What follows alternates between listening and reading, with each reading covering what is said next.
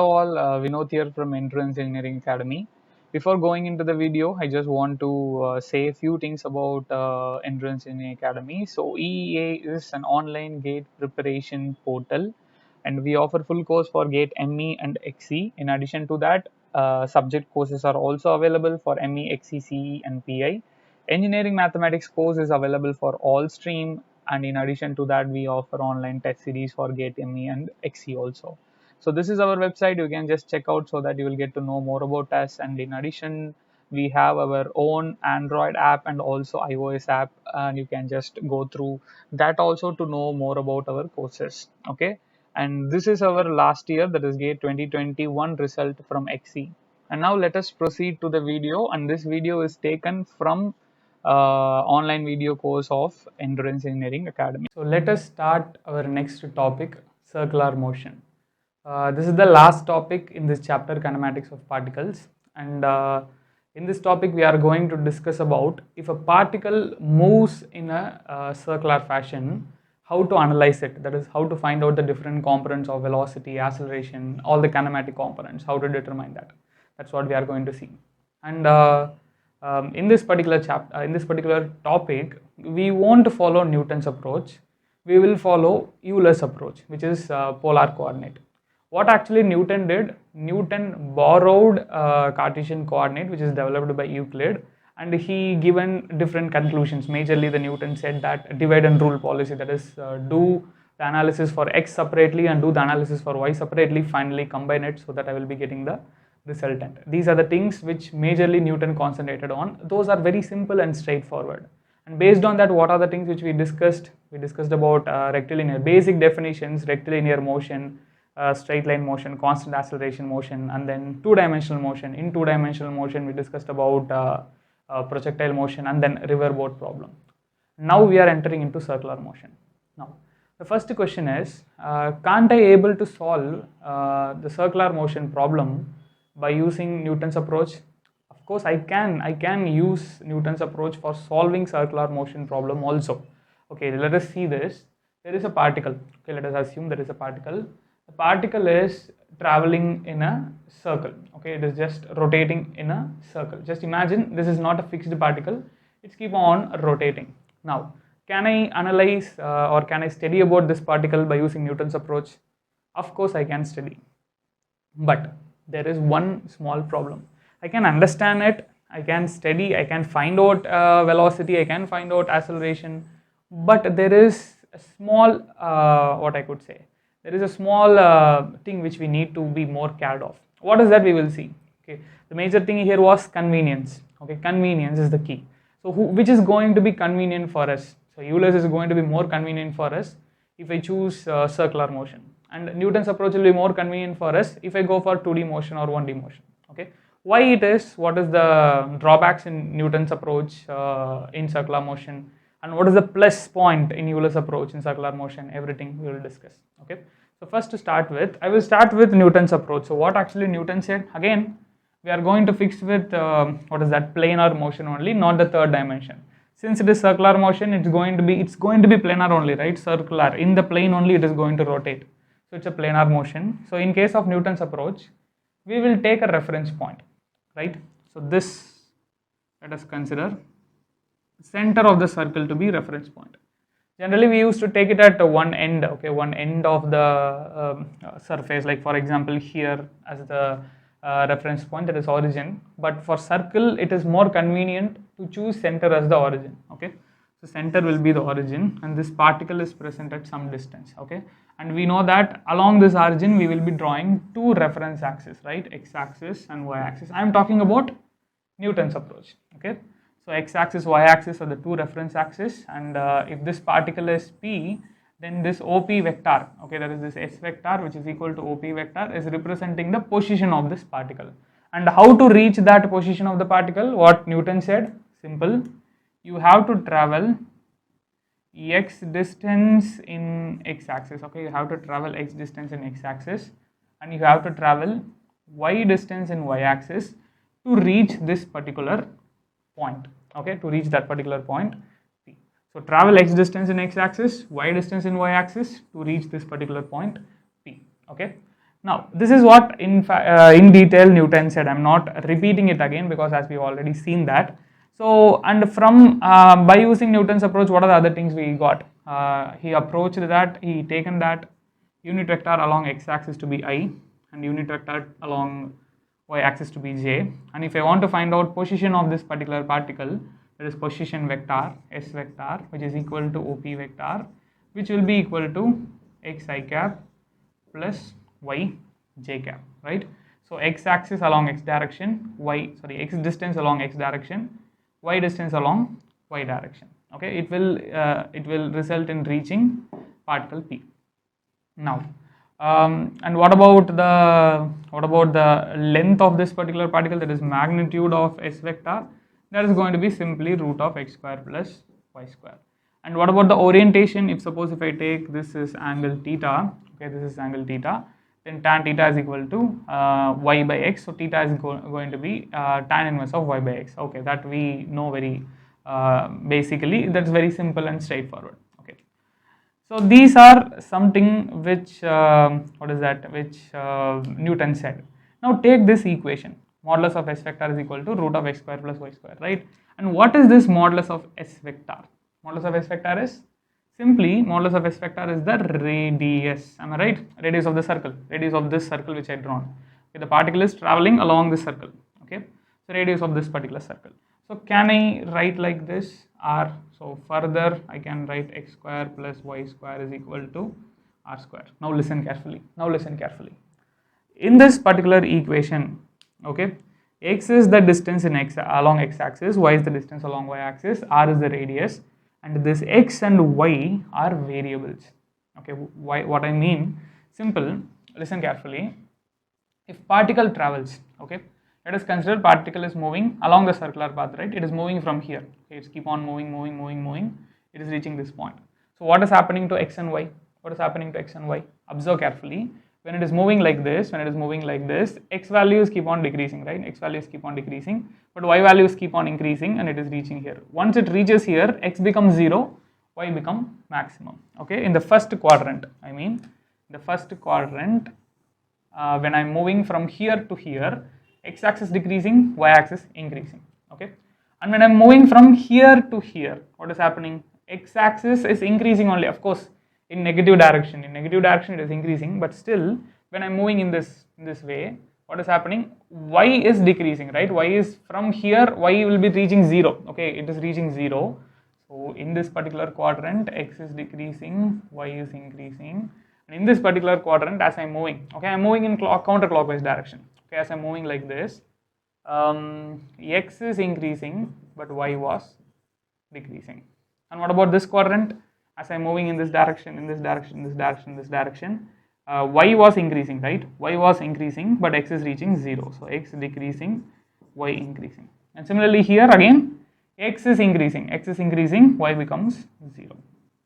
Okay, that is y is decreasing. So overall what you could observe, along the path of the particle, okay, along the path of the particle, x value and y value are not constant, they are continuously changing. Okay, they are continuously varying. So these two are variables, but this is constant. Am I right? R square is constant, radius is constant. You could see here, the particle is here, radius is r only. If the particle is here, radius is r only. If the particle is here, radius is r. So wherever the particle reach, radius will remain constant only. So this is going to be constant. Now because of this, what is the advantage we are going to get? Simple. Ultimately, what is our aim? Either it is Newton's approach or the Euler, which we are going to discuss further. Our aim is to analyze this particular motion. That is, we need to find out the velocity, velocity in both the directions, acceleration in both the directions, similarly displacement. So here the displacements are x and y, fine. But how to find out velocity? You need to differentiate it, right? So I am differentiating this equation with respect to time. If I do that, 2 times of x, I need to use the cyclic rule of differentiation. First I am differentiating this fully, so 2 times of x, okay. Then I need to differentiate the x alone, so that is going to be dx by dt plus differentiating y square with respect to time, okay, with respect to time. So y square becomes 2 times of y, okay, and differentiation of y Differentiation of y is dy by dt, right? So differentiation of y is dy by dt. And what is differentiation of constant? Differentiation of constant is 0 anyways. So 2 times of x. Anyways, I will take the 2 commonly and I will bring it that side. It becomes 0. Okay, let it be. So x into, what is dx by dt? X direction displacement differentiation with respect to time. That is velocity in x direction. Y into dy by dt. Y direction displacement with respect to time. Simply vy. That's going to be equal to 0. So this is our equation which I am getting from this. Now what is the problem here? As I said already, we can still solve circular motion by using Newton's approach, but it is difficult. How it is becoming difficult? See the equation. The single equation has both x component velocity and y component velocity. Now it will become hectic for us, or it will become difficult, or it won't be convenient for us to do x separately, y separately and combine it. Generally Newton's approach is what? Divide and rule, right? I will solve the problem separately for x axis, I will solve the problem separately for y direction, then I will combine it to get the resultant. But the general equation which I am getting here is has combined x and y component. It becomes difficult for us to solve. We can solve it, but it is not convenient, it's not going to be easy. So we are going to integrate. Similarly, if I want acceleration, what I will do? Again, I will differentiate it, okay, but I'm not interested in that. So I am moving for, so we will go for Euler's approach or Euler's method. Okay, this is not convenient. Now I can give you one example. Okay, I can give you one example. The example which my teacher used to give. Okay, the example is something like, listen, there are two things. Okay, suppose one day you are planning to cook. Okay, one day you are planning to cook. You are planning to cook some veg curries and like vegetarian things. Okay, like completely with respect to vegetables. So what you will do for cutting the vegetables, you will just take small knife, you will cut it and you will cook it without any issues. Okay, no problem at all for that day. But next day you plan to cook some meat, okay, maybe chicken or mutton or whatever. You plan to cook a meat. Now, will you use the same knife for cutting that particular chicken also or mutton also? Of course not, right? We can use it, listen carefully, the knife, very small knife, I can use that knife conveniently for cutting vegetables, okay, without any issues. But if I use the same knife for cutting chicken or mutton or something like that, which is having some hard fleshes, that is not going to be easy, or that's not going to be convenient. Here the knife is our tool, and that knife tool is very convenient and very supportive if I am going to cut vegetables. But that small knife is not going to be sufficient for cutting meat, right? So what I will do, I will prefer using bigger knives such that I can cut it properly, so that I can cook it. Okay, so that is what the tool. See, listen carefully. I can use the small knife also for cutting the chicken, cutting the meat, but it will take more time. It is not convenient for us. Still, I can do the work, right? Similarly, I can use the big knife for cutting the vegetables also, but again, that is also not convenient for us. Vegetables are small and it is very easy to do that small operation. So I will use knife, small knife, and I will use bigger knife for meat. So the tools which I am going to use should suit our should suit our work. Okay, so if I am going for some work by cutting small vegetables or something like that, I'll prefer using small knife. If I'm going for meat, then I will go for larger knives. Okay, now the same logic here also. For 1D motion, 2D motion, simple motions, Newton's approach was very good, very suitable for us, completely suitable for us, very convenient for us. But when it comes to circular motion, it's not going to be that easy. So now I will prefer using another approach, that is Euler's approach, and what Euler did, we will discuss it in detail. Okay, so I'm just giving you the significance of Euler's method here. We will discuss about Euler's method next. Okay, so now let us discuss how to frame like polar coordinate system That is the coordinate system which Euler's followed. Okay. So first Newton's in Newton's approach, that is in Cartesian coordinate. If first I'm going to discuss about general case. Later we will go for circular motion. Then we will understand how to apply Euler's method in circular motion. Okay. So to start with, if suppose there is a particle P which is traveling in some general path. Okay, which is traveling in some general path. What we will do in case of Newton's approach, we will form a box.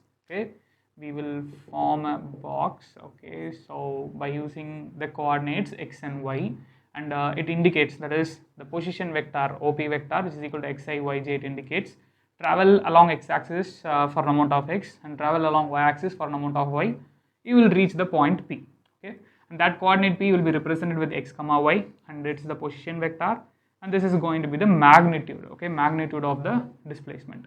Now same thing we'll consider, there is a particle which is traveling in some path. Okay, this is the path. Okay, this is the path, and this is the particle which is traveling in this path. Now how to frame polar coordinate system? This is Cartesian coordinate system, right? So how to frame it how to frame a polar coordinate system? Simple. Here, by taking this point as one corner of the rectangle, I will form a rectangle, right?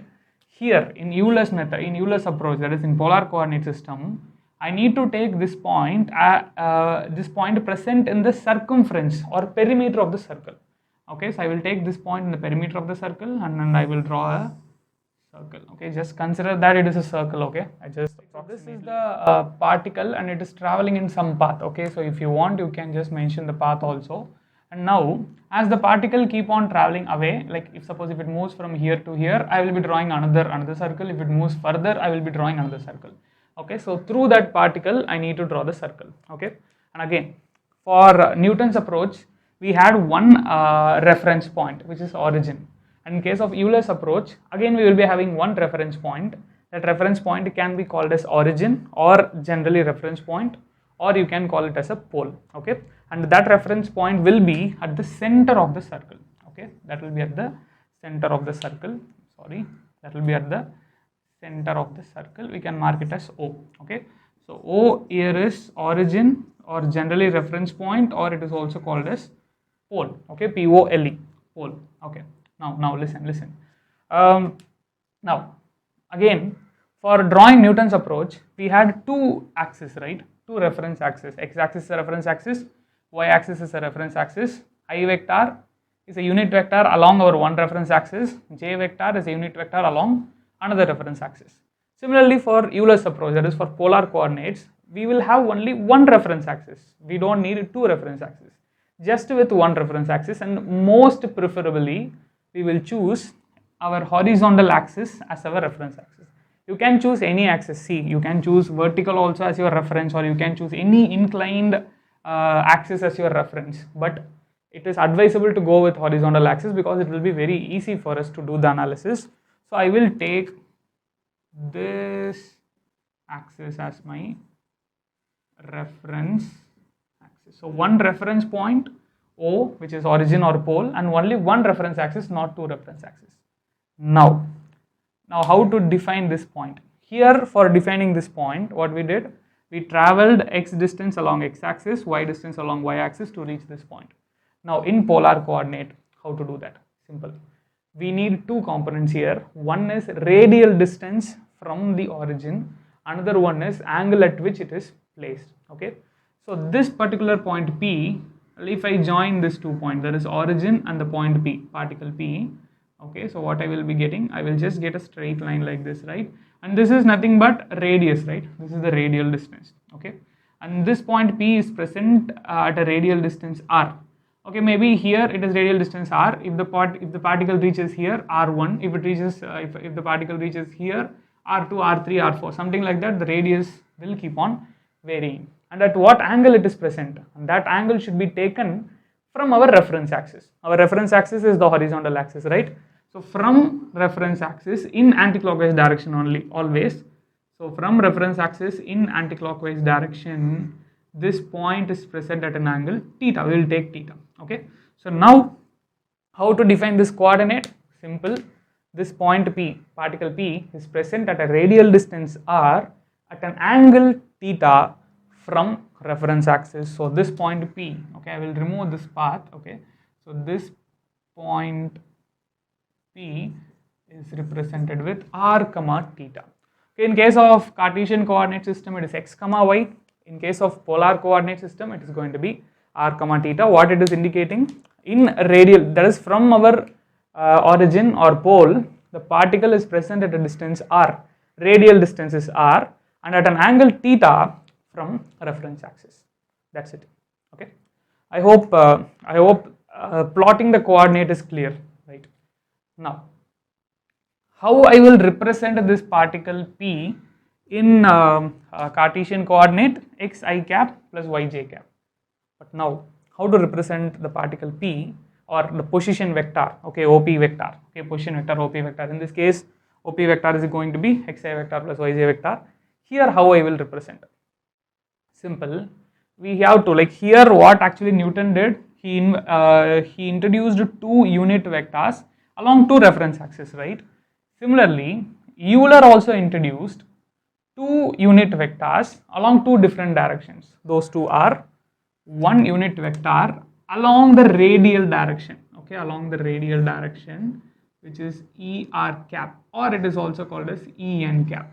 So E or cap or EN cap is nothing but unit vector along radial, or it is normal also, okay, it is radial or sometimes it is normal also, along radial or normal direction. Okay, ER cap or EN cap is the unit vector along radial or normal direction. And the next vector is the tangential one, okay, tangential to this circle, okay, that is this one, okay, which is ET cap. Okay, so to this two, the angle will be 90 degrees, similar to this only. Okay, I vector and the j vector, angle between those two are 90, right? So ET cap is nothing but similarly unit vector, but here along tangential direction. Okay, unit vector along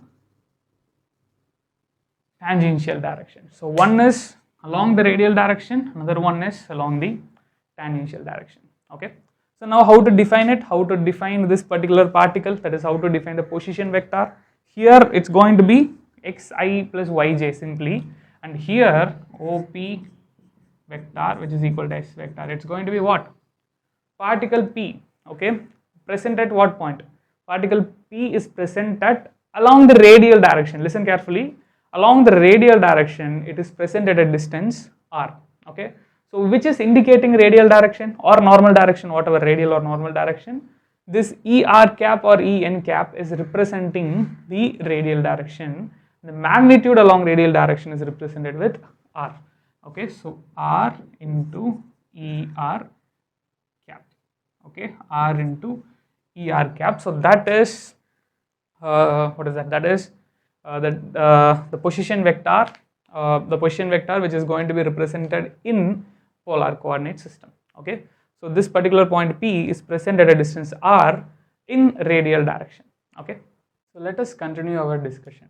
So I drawn both Cartesian coordinate and polar coordinate. I just superimposed both here. As you could see, this is our particle P, right? This is our particle P. In Cartesian coordinate, it is going to be P of x comma y. In polar coordinate, it's going to be P of r comma theta, where r represents the radial distance of this particular particle P from origin. Theta is the angle from reference axis. Okay, so this is the only reference axis for polar coordinates, that is for Euler's approach. Now, so by Newton's approach, that is from Cartesian coordinate, the position vector will be xi I cap plus yj cap, and this is going to be the magnitude. And similarly, if you want to find out position vector of position vector in polar coordinate, is going to be r into ER cap, where ER is nothing but the unit vector along radial direction, ET is nothing but unit vector along tangential direction. Now, the question is how I can convert Cartesian coordinate into polar or polar into coordinate. How can I do? Very simple, straightforward. See, this is theta, right? We know this distance, okay, this distance is x, and similarly this distance is y. So how to find out x? From this triangle, okay, from this triangle we will take, this is O, this is A, this is P. So from the triangle OAP, x will be what? R cos theta, right? Straightforward. Okay, so x is going to be R cos theta, y is going to be R sin theta. Am I right? So what I can do? Very simple. I can just replace wherever x is there, I can replace it with R cos theta, and wherever y is there, I can replace it with I sin theta. So that is R sin theta. See, one thing you need to understand, if I represent with polar coordinates or if I represent with Cartesian coordinate, this distance, this position vector is not going to vary, right? OP will be always OP only. Okay, so either I represent with polar coordinates or I represent with Cartesian coordinate, OP will be OP only. The fact here is we are representing in different model. Okay, so this is a different model, like this is I will be taking two different axes and two different unit vectors, and here I will be taking along the radial direction at some particular angle. Okay, again here also I will be defining two different unit vectors, one is along the radial direction, another one is tangential. So two different models, but the results are same only. What does it mean? This OP vector is there, right, which will be equal to R into ER cap, okay, which is going to be equal to xi cap plus yj cap. Okay, so both will be same only, the only difference is we are representing in different way. Now if I want to convert this what is that, this Cartesian coordinate into polar coordinate, what I'm going to do, I'm just going to use this two formulas. So in place of x I'm substituting R cos theta I cap, here R sin theta j cap. I can take R commonly, so it becomes cos theta I cap plus sin theta j cap. That is nothing but what? R into ER cap. I will cancel this R. So finally I'm getting ER cap is equal to cos theta I cap plus sin theta j cap. Okay, listen. We want something in polar coordinate, right? ER is in polar coordinate, but for ER cap we are getting something in I and j. If you understand something carefully, in polar coordinates I cap and j cap has no meaning at all. Okay, for polar coordinates what we have one origin, that is one reference point and one reference axis only. Okay, one reference point and one reference axis only. This P will be R comma theta. Okay, so this is going to be R, yeah, this is going to be the reference axis, okay, which I was talking about. And similarly I will be having two unit vectors, one will be along the radial direction, one will be tangential direction, but there is no meaning of I and j if I consider polar coordinates. But for a unit vector in polar coordinates I am representing in terms of I and j. Okay, so what I can do, so now Euler started to introduce few more terms and he started to give few more explanation here. What is that? The first and foremost explanation is we have only one reference axis, right, in case of polar. So why I need to specifically mention that again? Okay, so what he did, he removed this I cap. Why he removed it? Because there is only one reference axis, then there is no necessary for me to again show that, okay, again say that this is the reference axis, this is along the reference axis. So there is no need for representing I vector. So ER cap will be equal to cos theta, no need to represent I vector, plus. Now what about j cap? See, j cap is unit vector along y direction, but in polar coordinate there is no y direction at all. So what I will do now, there is no y direction at all in polar coordinate, so what I am going to do, so that time Euler introduced mathematical operator.